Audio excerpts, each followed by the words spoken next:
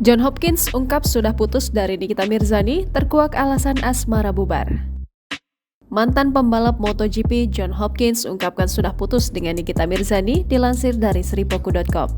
Kabar John Hopkins putus dari Nikita Mirzani seperti membenarkan kabar yang sempat beredar akhir Juni lalu.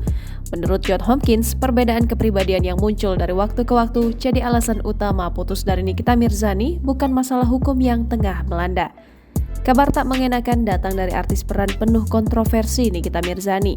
Sebelum itu, sempat beredar kabar hubungan asmara Nikita Mirzani dengan mantan pembalap MotoGP John Hopkins putus.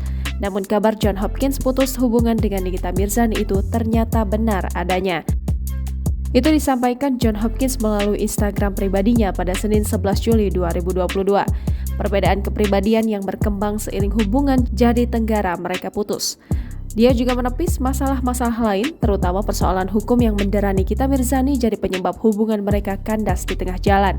Dia sendiri menyayangkan hubungan dengan Nikita Mirzani yang harus putus di tengah jalan. Padahal dia masih percaya hubungan mereka dapat bertahan, termasuk komitmen penuh mereka. Sebagai penutup, dia mendoakan kebahagiaan Nikita Mirzani dan keluarga sekaligus memuji sosok perempuan beranak 4 ini.